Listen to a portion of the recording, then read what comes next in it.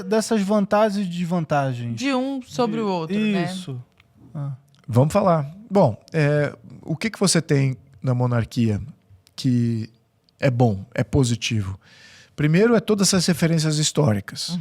Tem referência de origem, de histórica. Quem fala que não funciona, então, não está falando nada com nada. Porque já se provou como algo que funciona ao longo do tempo em muitos lugares. Aliás, né? ainda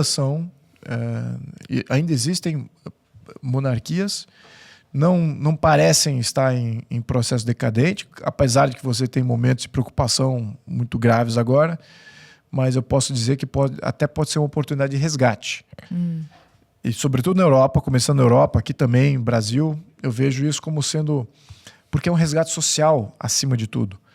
Como eu mencionei, o que sustenta uma monarquia? São os símbolos, os valores, o ethos.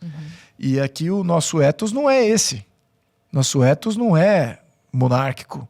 Temos uma população que começa a descobrir que é melhor ter um ethos monárquico do que ter um ethos do que foi criado depois.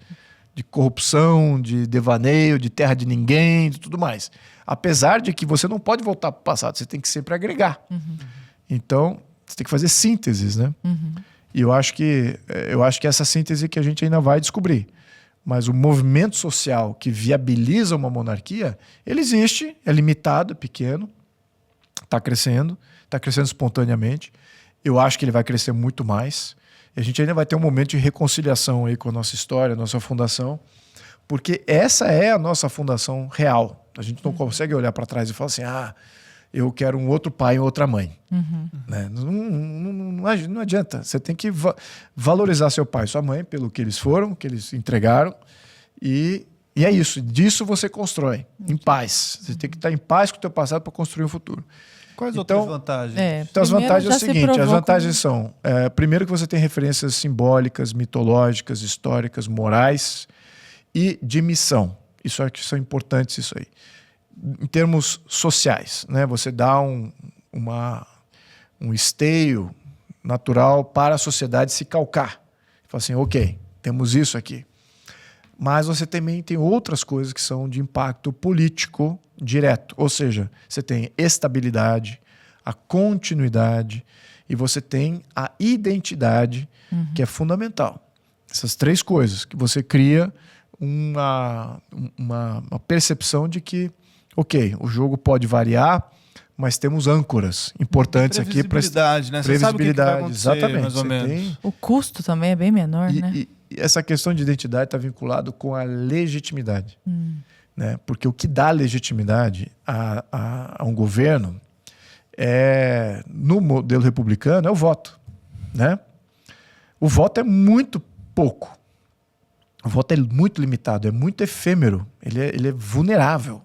Veja como bandidos se aproveitam do voto para serem eleitos. Temos populistas, bandidos corruptos, temos toda sorte de pessoas que vieram do nada, os aventureiros se apresentam, olha, tem gente que nem ganha voto, que vai puxado. Aí piora ainda mais, né? Aí piora ainda mais. O sistema olhando e falando, cara, não é possível que esse cara tá aí há 30 anos e tipo, quem botou esse cara aí dentro? Então essas são as vantagens sociais, que você cria um esteio social, você cria uma baliza social, uma referência social, histórica. Você cria uma baliza política, de estabilidade, continuidade, identidade e legitimidade. É muito importante isso para todo mundo acreditar no sistema, sabe? Eu acredito no sistema, esse é bom sistema, assim que tal. Então você acaba tendo uma âncora aqui importante para o Brasil progredir. E sem progresso, sem estabilidade política, você nunca vai construir prosperidade. Nunca. Não tem país, civilização nenhuma que vive instável e fica rica. Não tem. Então você tem que ter estabilidade. E aí você tem a outra parte que eu acho que é importante, que é projeção. Você projeta, você fala não só a si mesmo, mas ao mundo, o que é o seu país, o que é a sua civilização e o que é você projetado para fora, não para a sua sociedade, para o mundo inteiro. Essa projeção nacional e individual é o que está faltando. A gente não... Aliás, está faltando tudo isso. Está faltando todas essas três coisas. Mas eu vejo hoje, o que é o Brasil? Ninguém, todo mundo, cada um curte um aspecto e define talvez por esse aspecto o que é o Brasil. E esses aspectos são aspectos efêmeros, não são temporais, atemporais. São muitos efêmeros, mudam com o tempo. Aí, a nossa própria cultura, o que é de fato a nossa cultura? A gente nunca respondeu essa pergunta. Muito da nossa cultura é calcada no que os governos investiram para ser cultura. Então, o que seria a nossa cultura se não tivesse ocorrido esses investimentos de populistas do passado, do Getúlio Vargas, criando o Estado Novo, aí começa a fomentar o futebol, começa a fomentar o carnaval, para fazer valer aquilo que é popular e aquilo referente a ele, para ele se manter no poder.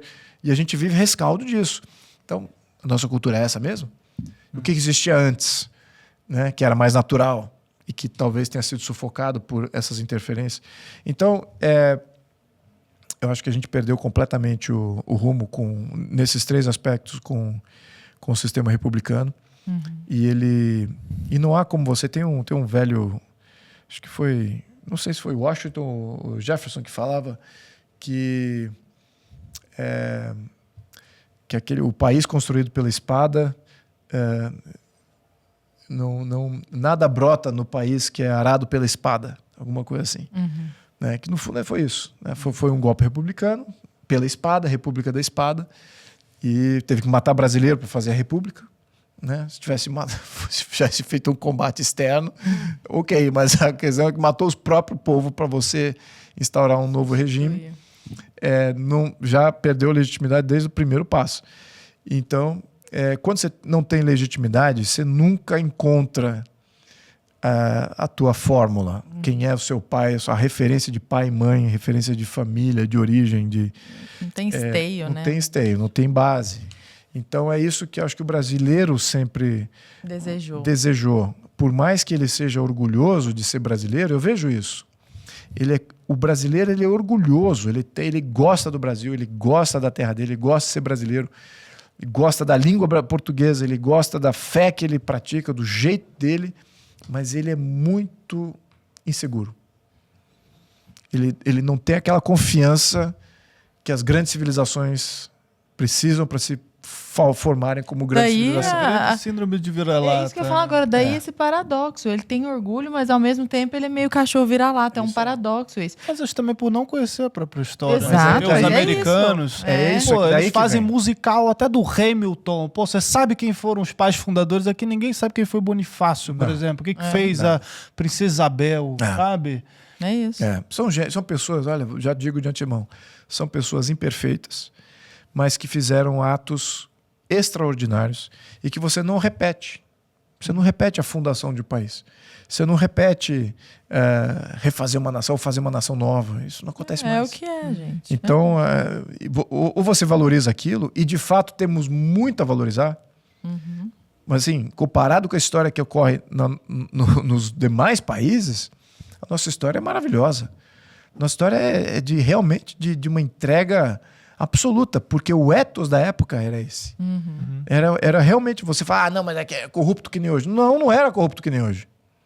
Era muito mais, puritano nas suas... Responsáveis, puritano. E eles combatiam não só eles próprios, mas ainda havia o desafio do combate dos elementos. Né? Aquele desafio do homem versus homem, homem versus elemento. A Terra, o globo ainda estava em processo de conquista de civilização. Ainda tinha um desafio muito grande de sobreviver no Brasil, sem saúde, sem assim, as doenças tropicais e tudo mais. Então, você veja que era de fato uma missão. Pô, você está ali no...